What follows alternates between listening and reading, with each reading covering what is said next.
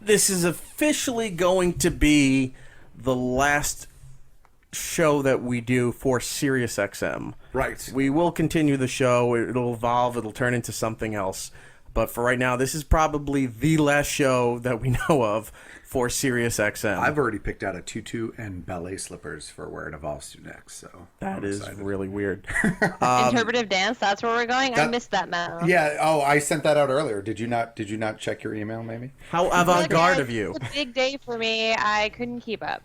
Yeah, you did have a big day today. We could talk about that too. Yes, Chrissy has a lot to go on. I was writing about Thor a lot of the day. And some of her scientist missions, I think that's the title that we dubbed for her. She's a scientist. We'll talk about everything that's going on with Christy a little bit later. For now, here's what's going on. So, the show is coming to an end on Sirius XM. Yes.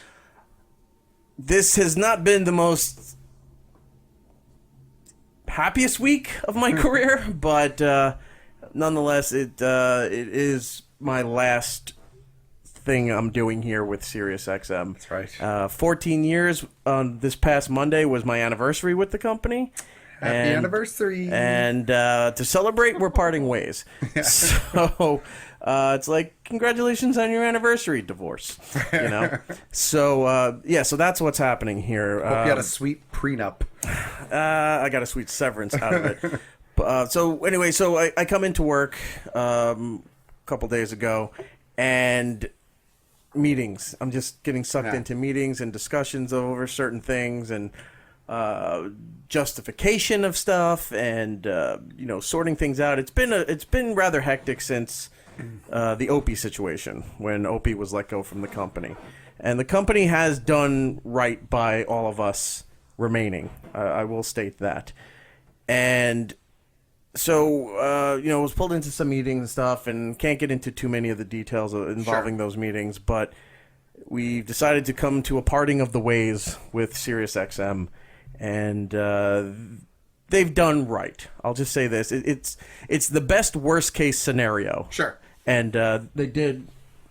Well, I don't know what that is. No, Christy's still there, right? Yeah, I'm here.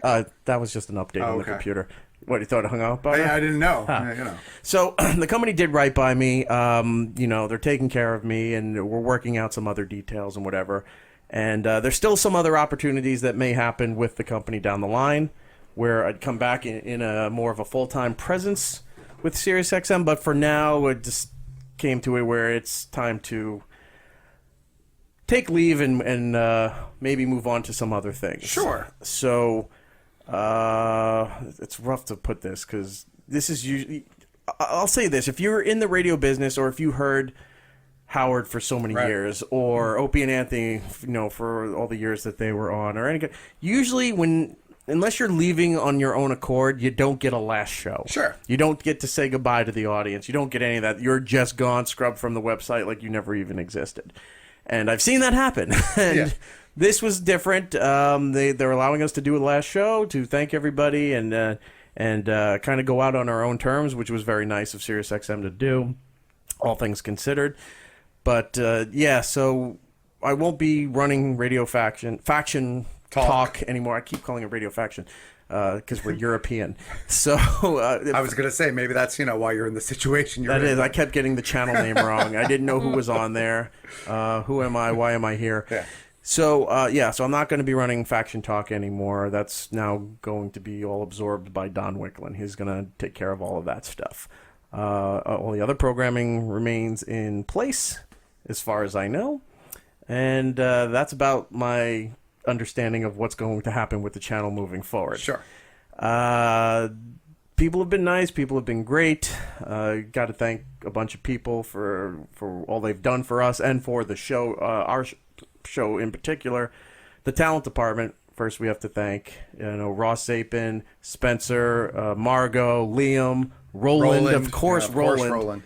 And thank you to all of them for understanding what we do and being really cool by allowing us access to the guests that we have been getting over the last 4 years. We've had an amazing... When you can compare our guest lineup to what Seth Meyers is doing at 12:30, I'm like, we're doing something really good.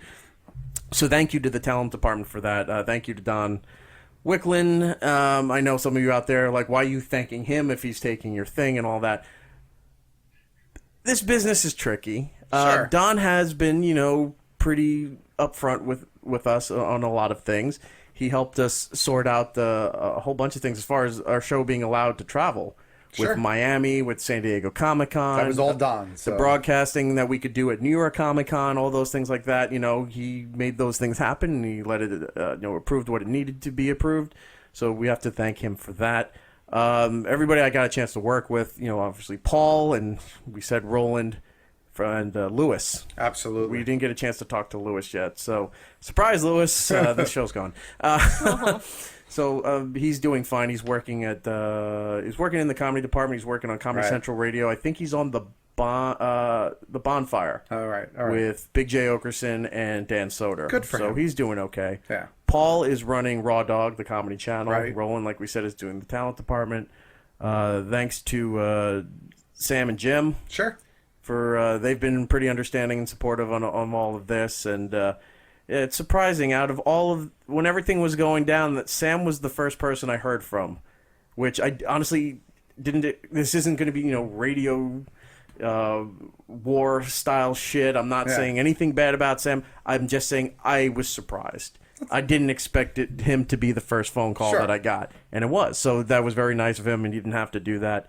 So a lot of respect and thank you to Sam, and Sam and Jim were going to do well. Their contract's up in a month, so we'll see what happens to them at the end of September. Things are very fluid. Very. And Travis, who he joined the year after we started at XM, so I've pretty much been. Yeah. Travis has been around, and I'm working with Travis for 13 years, something like that. So. Yeah, and he's always been very cool and gracious and helpful with everything. So thanks to him as well. Whoever else is on the Sam and Jim staff, they're new guys. I don't give a shit about them. Best of luck to you. Who else? Are we missing anybody? The Bennington Show. I was going to say we should thank Ron. Ron Bennington was always great. Even when Fez was around, Fez was always cool because Fez would want to come over and talk wrestling or comic books and TV shows, and Fez was always great. I miss Fez. Yeah. Hopefully he's doing okay during this hurricane that's hitting Walking Florida. in on him, sleeping in the studio. Aw, Fezzy. You didn't see him walk around New York City as Baby Hitler. No, I didn't. I missed that. When he lost that bet and had to do that. Or the beard porn that they used to have to shoot in the studio. Oh, Christy's like, what the fuck are you talking about? And where can I find these videos to see all of this?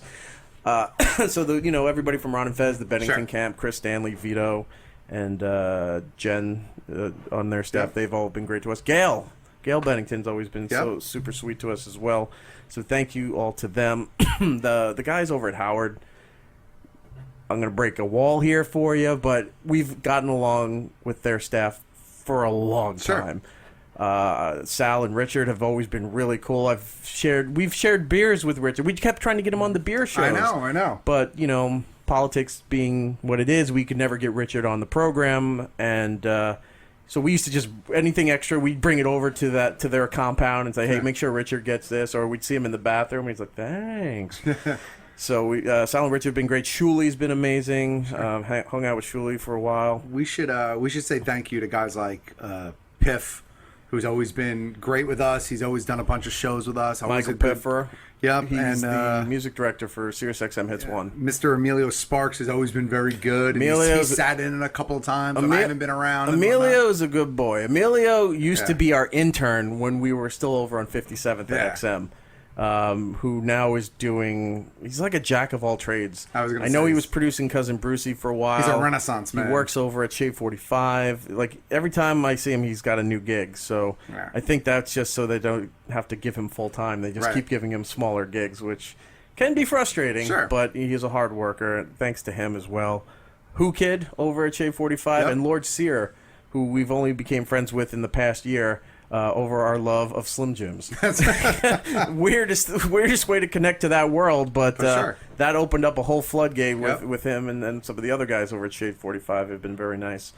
And are we forgetting anybody? Because I want to get all the thank yous out of the way. Sure.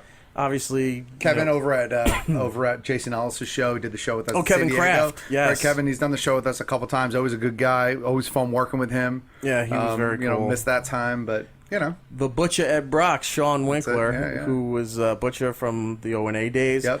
He's a powerhouse on Liquid Metal, Ozzy's Boneyard, and I think he even voiced a couple of bits that you hear on Howard's show now. I think the Benji Bronk fast forward button ad that they run. So when Benji starts talking, it hits it and skips over, and Howard just yells at him to get out. Yeah. That's Butch's voice. That's funny on there. So that's pretty good for him. Good for him. So I think that's about it. If we missed you, we're sorry. Well, we got a lot of names out there.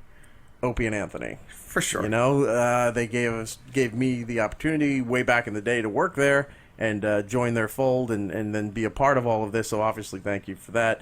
And then both of them giving us the opportunity to be on the channel. Yep. When for years they were pushing, it's like, why don't you do a show on the channel? And I wouldn't do it, but then finally broke down, and then this mess is what you see before you.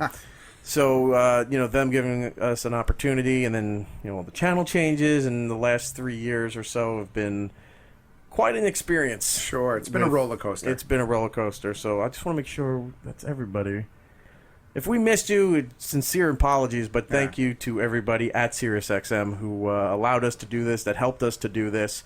It did not go unappreciated. We mean it from the bottom of our hearts of the opportunities and the amazing experiences and interviews that we got to conduct and be a part of, being part of this company. So, thank you all very much for that. As we go forward, the show will be available. It's still currently available, but going forward will be available in podcast form. So wherever you go and you subscribe to your podcasts, we're available. So if you're on iTunes, Google Play, if you Stitcher, I know that's popular too, we're on there. TuneIn, we're on that. If you have an Amazon Echo for Alexa, you just go, Alexa, play the program, It's Erik Nagel. There you go. And then the show will pop up there, Roku, anywhere you can stream something, we're there. And that's until we get to our new home, if this deal works out. But in the meantime, that's what we're going to do. So for sure. No hard feelings. It is a shitty situation. I wish this could have worked out differently, but I've been telling Matt, if you have a worst case scenario, this is the best worst case scenario that we could have worked out. My agent, Matt Miller, over at Miller Broadcasting in Chicago. Thank you very much for his help and working all this out and everything that's hopefully to come in the future. Right. There's people working on it. We're not just writing cryptic videos in the sand. We're not putting out false tweets. We're not alluding to things and never giving you answers. I know I've been the king of vagary during the Opie and Anthony days. Half of the time it's just because I didn't want to tell you anything. Other times it's the old school radio tease, build some mystique around it, but those days are long gone. So as we move forward, when we know things and can talk about things, we'll put it out there. Until then, we're not going to put out stuff to make buzz, to make people think that... it is what it is. Is he going to this place or the show popping up over there? We're not going to waste your time. You could follow the show the same way you've been following it all along. Right. If we land someplace new, you'll know it when we know it.